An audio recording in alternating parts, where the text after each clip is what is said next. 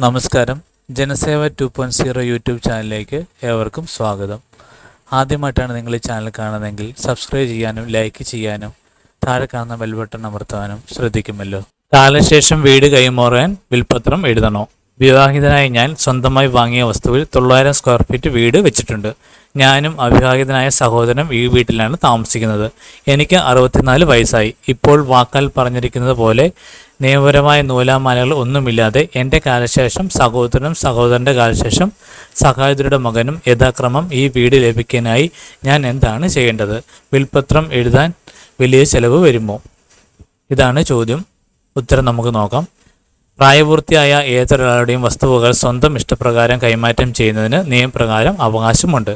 താങ്കളുടെ പേരിലുള്ള സ്ഥലവും വീടും കത്തിൽ സൂചിപ്പിക്കുന്നവരുടെ പേരിൽ വന്നു ചേരുന്നതിനായി ഒരു വിൽപ്പത്രം വക്കീലിൻ്റെ സഹായത്തോടെ കൂടി തയ്യാറാക്കി വെച്ചാൽ നന്നായിരിക്കും. രജിസ്ട്രേഷൻ നിയമപ്രകാരം ഒരു വിൽപ്പത്രവും രജിസ്ട്രേഷൻ ചെയ്യണമെന്ന് നിർബന്ധമില്ല. വിൽപ്പത്രം എഴുതി നൽകുന്ന ആൾക്ക് ഇഷ്ടമുണ്ടെങ്കിൽ വിൽപ്പത്രം രജിസ്റ്റർ ചെയ്താൽ മതി.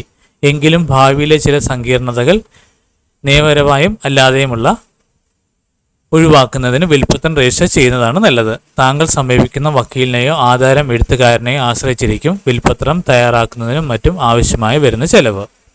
വിൽപ്പത്രം ആയതുകൊണ്ട് ഒരു പ്രൊഫഷണൽ തന്നെ തയ്യാറാക്കുന്നതാണ് നല്ലത്. വസ്തുവിവര പട്ടിക, ഇപ്പോഴത്തെ കൃത്യമായ അതിരുകൾ, നികുതി രസീതുമായി വ്യത്യാസം വരാതെ സർവേ നമ്പർ തുടങ്ങിയവ കൃത്യമായി ചേർക്കാൻ അത് നല്ലതാണ്. രഹസ്യ സ്വഭാവം ആഗ്രഹിക്കുന്നെങ്കിൽ വിൽപ്പത്രം തയ്യാറാക്കിയ ശേഷം ജില്ലാ രജിസ്റ്റർ ഓഫീസിൽ വിൽപ്പത്രം അനാമത്ത് വഹിക്കുന്നതിനുള്ള ഡെപ്പോസിറ്റഡ് വില്ല് സൗകര്യവും നിയമത്തിൽ ഉണ്ട്. ഈ കാര്യങ്ങൾ എല്ലാവരിലേക്കും ഷെയർ ചെയ്യുക. ഇത് എല്ലാവർക്കും ഉപകാരപ്പെടട്ടെ.